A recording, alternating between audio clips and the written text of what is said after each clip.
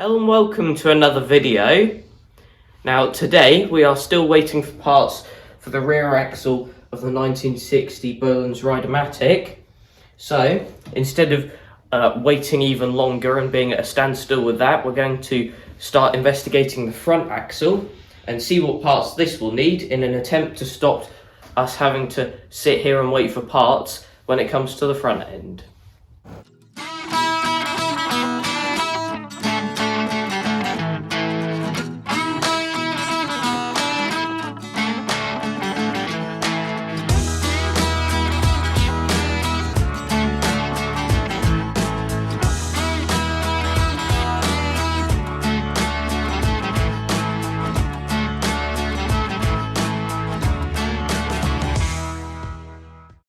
We already have a number of parts for the front axle.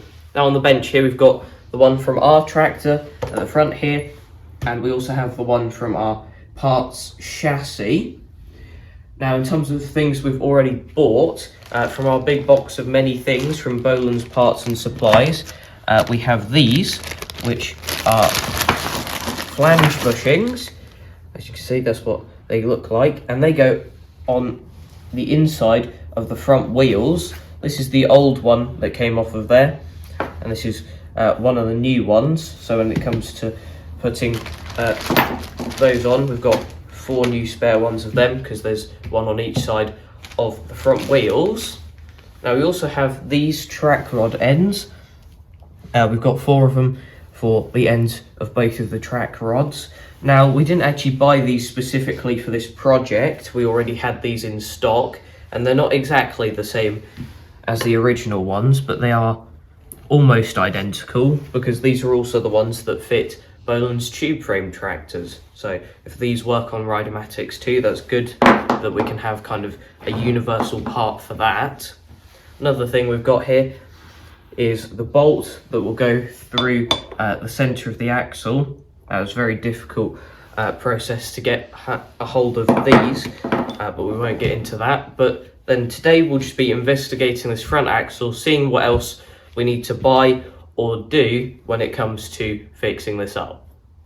We don't know much about these Rideamatic front axles, which is why it's very handy that we have the spare one here that we can kind of cross-reference things to. But something we did notice when we were taking this off originally is the fact that it appears to have a sleeve going through the axle there, where it's shattered at the ends. Now, having looked at the parts manual, we did see that there is meant to be a sleeve going through there, and clearly that's been very badly damaged. But what wasn't clear is whether the sleeve is meant to just go through the axle or also through these parts on the chassis, which if we look at the size of the bolt, obviously there's some very bad wear on that, but even if we go to the non-worn parts, still plenty of space around there.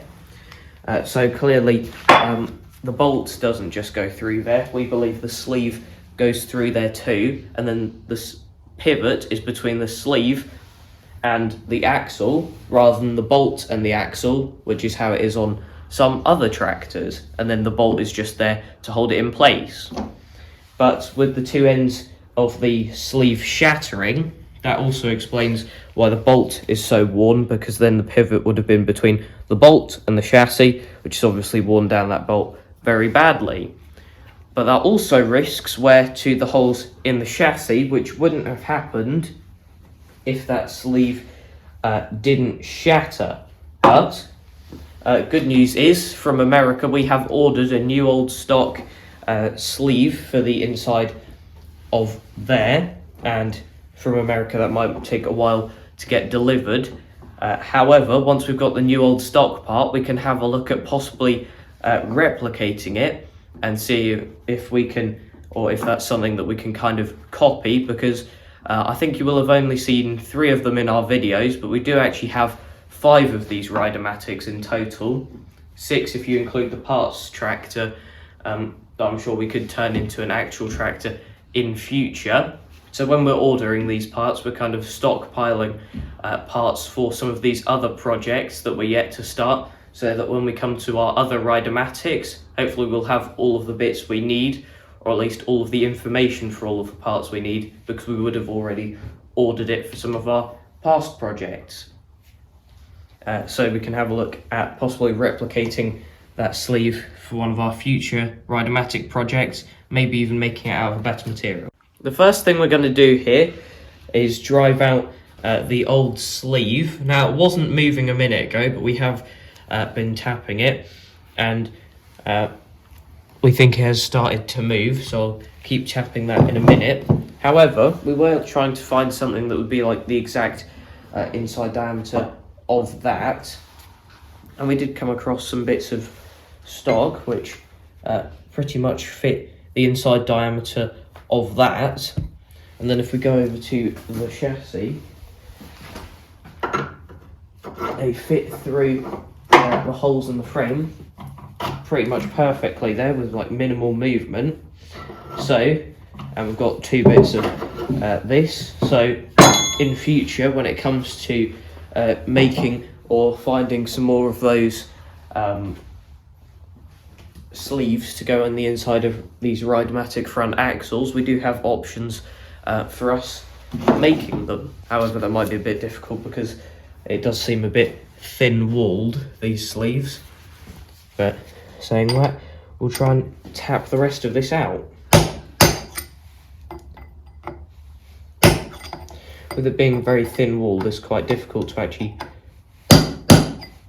get a good hold of, just tap downwards.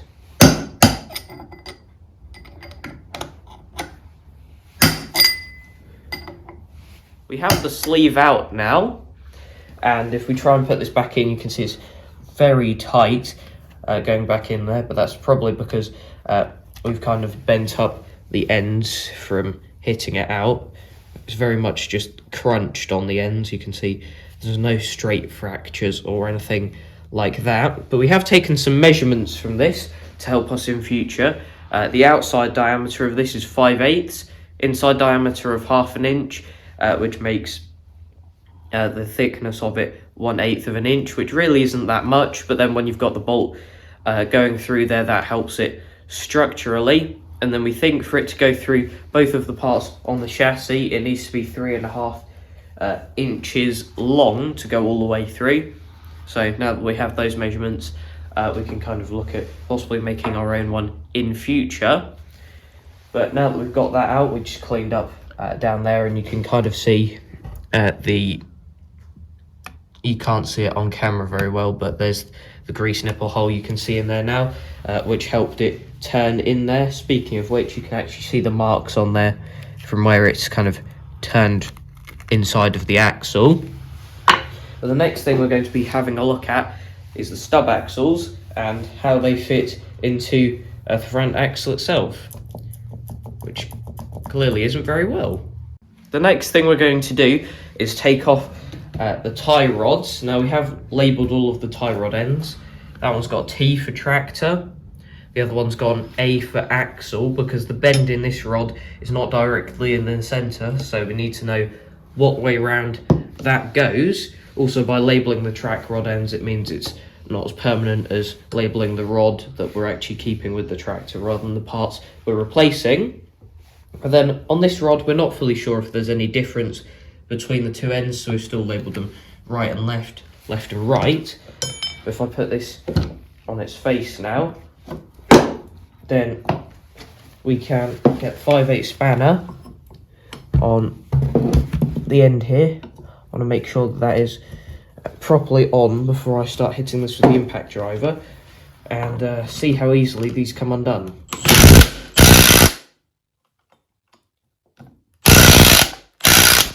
Really not easily at all.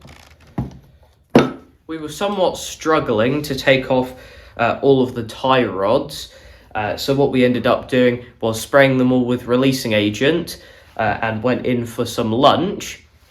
And then when we came back out, we used our big air impact driver to have a go at them, and some of the tie rod ends came undone on these two, but unfortunately this one was still seized up, so we had to cut it off. And even worse than that, we have kind of taken off the paint all the rust there on that one. But we are getting increasingly more tempted to use our parts axle instead of the one from this chassis, but that's yet to be decided. So we thought we would take the tie rod off of this one too. Similar story, one of them came undone with a bit of releasing agent and a big air impact. The other one still had to be cut off. Now the next thing to do is to take all of the stub axles off, which should be a roll pin, as you can see on this one, and the two on our parts axle. Even the roll pin goes through this top bit on this one, whereas on our actual one you can see there's this rusty bolt, which we've already checked and is seized, so that's going to be very fun. But something that is slightly concerning is the fact that the bolt looks like it's a bigger diameter than the roll pins, which makes us think possibly someone has drilled that out to put the bolt through, which really won't be very good if they have. But what we're going to do is tap all of these out off camera and try and get this off camera, and we'll come back to you once we've got all of the stub axles detached. A long time later now, and all of the pins and the bolt came undone a lot easier than we were expecting. Then with the stub axles off, we decided to clean up both axles and all four of the stub axles, just to get the worst of all of the grease and stuff off of them. There's still more cleaning up that we could probably do, but it's got everything looking better than it was, that's for sure. And then once we'd cleaned everything up, we hammered out the sleeve that was on the inside of the hole in that axle, and after we'd done that we began evaluating what parts we were going to actually use. Now, having taken that sleeve out, we found that the hole in here was a lot looser than the one in here. There was more wear in the parts chassis front axle, so because of that we're going to be using the original axle from our tractor, just for the fact that we don't really want to be messing around with this center hole, and that is quite tight as it is, which is good. However, there is still plenty of play when you put the stub axles in these bits, which obviously part of that can get solved by pushing up the ends here. And we did check on the other one, and there is still side-to-side movement on this one. It just needed all of the hard grease that was in there to get removed, to show that there was still plenty of movement in that one, so they were both worn. So out of the two, we'll be going for this axle. However, the stub axles from our parts chassis are significantly less worn on here where the wheel goes on. The main wearing points are here and then at the bottom of this bit, whereas the ones from our actual chassis do have quite big steps from the wear. So we'll be switching those over. And another good thing about the stub axles from the parts chassis is with how thick or not worn they are, when we get our new bushings for the insides of the wheels, you can see that's very tight on there, so we're going to have to take one of those down to make them fit properly, and that means we could probably take down this bit of the stub axle instead of the bushing. That means the bushing stays intact and we eradicate part of the lip from the wear on the stub axle. So that is kind of where we're going forward. Another thing that we checked was that the grease nipple still moves, because obviously that is very rusty and we weren't fully sure with some of the other things being seized whether that would move, but it's not seized, so that is good. With regards to the bushings, we have taken some measurements, although we're not fully sure whether bushings is the right answer, because from what we can see there isn't actually that much wear when you measure it with some digital calipers.